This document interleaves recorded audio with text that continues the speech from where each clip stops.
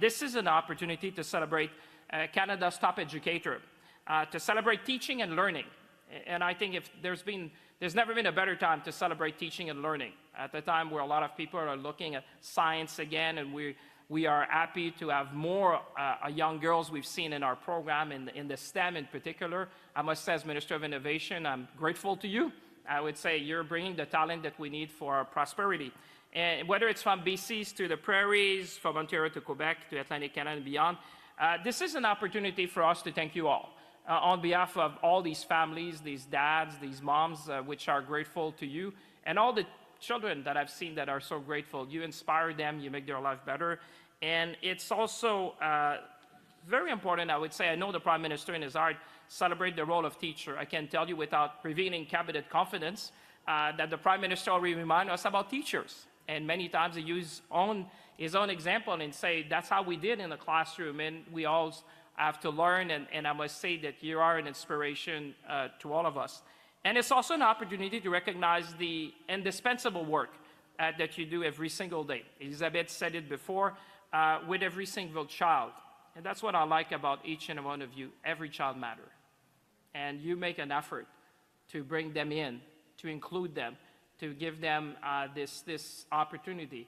Je vous dirais en français, des fois, la tape dans le dos, l'encouragement qu'ils ont besoin pour arriver à leur plein potentiel. Vous êtes vraiment ces personnes-là qui regardent. As teachers, you help to shape our future by empowering our young people. And I can tell you that the growing talent is probably the single most opportunity, and I would say also priority we should have as a nation for our prosperity.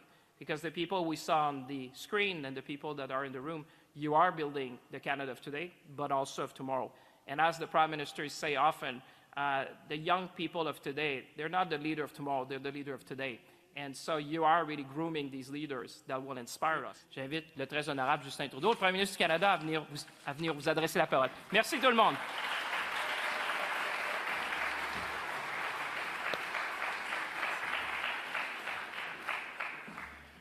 Merci beaucoup, François-Philippe. Merci tout le monde d'être ici. What a pleasure to be here today with all of you. This is one of those moments I look forward to every single year. I will admit, when I first became Prime Minister and someone sent me off to the Prime Minister Teaching Awards, I'm like, great, it's great that you built these for the first teacher who became Prime Minister. No, they've been going on for a lot longer than I've been around, as you've seen. We're now celebrating 30 years, even though sometimes it feels like I've been around for 30 years. I was teaching back there 30 years ago. Je suis très heureux d'être ici avec mon collègue François-Philippe Champagne, Elisabeth Brière, en train de représenter Jenna Sudds, aussi Patty Haidu, et tous les autres députés, all the other MPs who are here representing different parties, but highlighting that we are all united in our incredible support for teachers and what you do day in and day out to ensure the best possible future, not just for kids across the country, but for our country itself. We owe you a huge debt of gratitude, particularly because these past few years haven't been easy. The pandemic, the rapidly changing role of technology in the classroom, and the difficulties of navigating an increasingly turbulent and dangerous world with your students, both empowering them for the challenges they're facing while reassuring them that it's all going to be all right, and figuring out how to do that in equal measure while you're bringing them along in a world that is itself more and more transforming than we've ever seen before, means that the role you play every single day is more important than it's ever been, but it also adds stress to an already incredibly challenging job.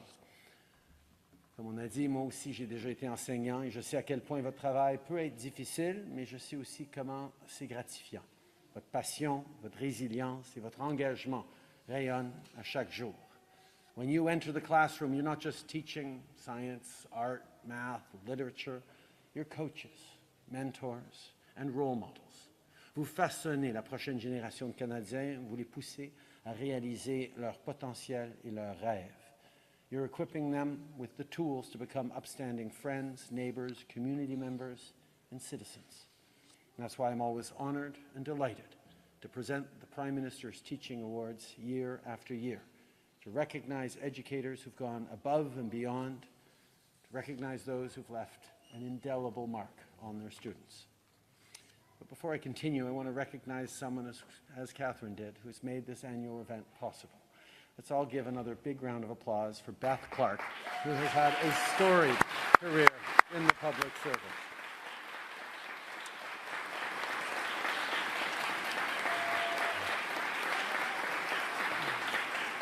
Beth a commencé sa carrière il y a 30 ans au sein de l'équipe responsable des prix du Premier ministre. Elle a aidé le Canada à devenir le premier pays au monde à connecter toutes les écoles et les bibliothèques à Internet. Beth, thank you for your decades of service, and we wish you all the best in the next endeavors. My friends, I've held many jobs over the course of my life and held numerous titles, but I will always be, as François-Philippe points out, first and foremost, a teacher. It's how I see the world. It's how I understand the responsibilities that I wield every day.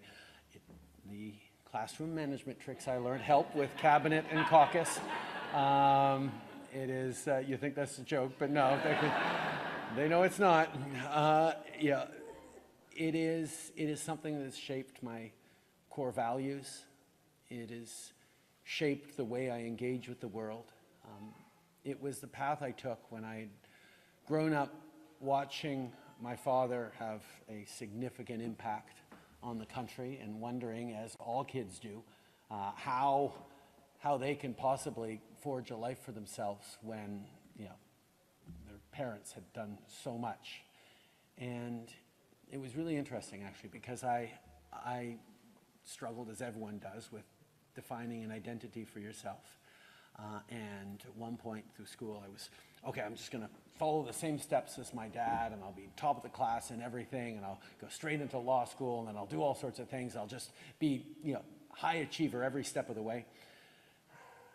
Rapidly learned that I was not the academic my father was, and had to grapple with the fact that he had instilled in me, as my mother had, a need and a desire to have the biggest possible impact on the world around me. That was what I learned from my parents, that whatever it is that you do, however you have the capacity to impact the world around you, if you've been given opportunities, as all of us have in Canada, to have an impact on the world around you, we have to figure out what that is in our way.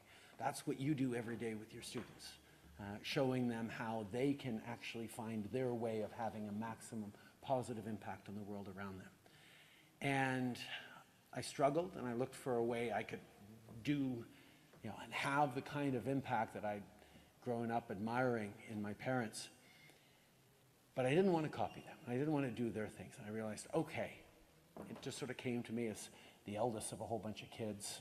I decided, okay, I was going to become a teacher. And I turned to my Aunt Heather and I said, Heather, this is what I'm going to do. I'm going to become a teacher because it'll be my thing and not my parents' thing. It'll be my own path. She said, oh, that's wonderful. You know, you come from a long line of teachers all the way back to Scotland. So I'm like, okay. But Heather was one of my mentors. She was in the UBC Department of Education. She was a long-time teacher in West Vancouver and even ended up at the Department of Education in BC. And I recognize the roles that teachers have had all my life and the kind of impact they've had in shaping the world around me. And the way teachers are focused on empowering their students, giving them the tools to make sense of the world around them, and most importantly, make sense of their place within the world around them, even as the world around them is changing at the best of times, transforming itself in unforeseen ways these days. It is extraordinarily important what you do, more so than ever before. An understanding and respect for facts and knowledge, an ability to embrace different points of view and hear from different perspectives, experts, understanding the scientific method, understanding the building blocks of a strong community and a strong society by being there and active in your community, not just within your school community, but across the town or city that you're part of. These are the things that you are teaching, yes, every single day with what you do in the classrooms and what you're actually feeding them in terms of curriculum. But the most important way you do that is by the very example that you hold up. Who you are. You are extraordinary people, particularly because you're being recognized today. but the example and the model that you show, not that all your students are going to become teachers, but that all your students will look to have the same kind of impact on their communities, on their country, on their world that you had, is one of the greatest riches and greatest strengths you could give to any young person trying to figure out their place in the world. As a government, my role as a teacher has informed the philosophy and the approach that we've had, whether it's focusing on things like childcare, making sure that we're developing a national school food program that's going to deliver 400,000 more kids better food so they can learn on full bellies, moving forward on a range of initiatives that are focused on empowering citizens and families and people to be their very best and achieve whatever it is they're looking for. That's how we ensure the promise of Canada, the promise that every generation gets to succeed a little better than the one before. Et c'est une promesse qui est source d'anxiété pour beaucoup de gens maintenant, parce qu'on n'est pas sûr que les prochaines générations vont avoir les genres de réussite, étant donné l'instabilité, les anxiétés qui viennent de partout dans le monde. Alors notre travail, en tant qu'éducateur, en tant que leader communautaire, c'est toujours de faire de la place pour leur réussite, de leur amener une place de confiance pour l'avenir et leur donner les outils pour justifier cette confiance. So thank you from the bottom of my heart for everything you do to make sure that Canada is on the right path for the future. And the more we invest in kids and in their success, the better we guarantee that no matter what the world throws at us, and it certainly is throwing a lot at us these days, Canada is going to be just fine because of the work that you do. Merci beaucoup tout le monde.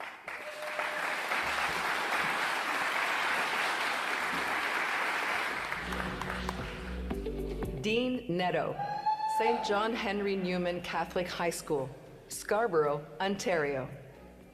Dean Netto is always there for his students, whether they're tired from a late night shift or hungry after missing breakfast. He provides them with the space, comfort, and nourishment they need to thrive.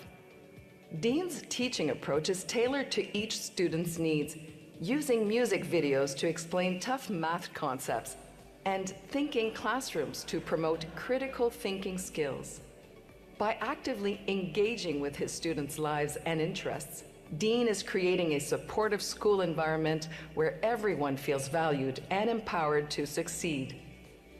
Dean Netto.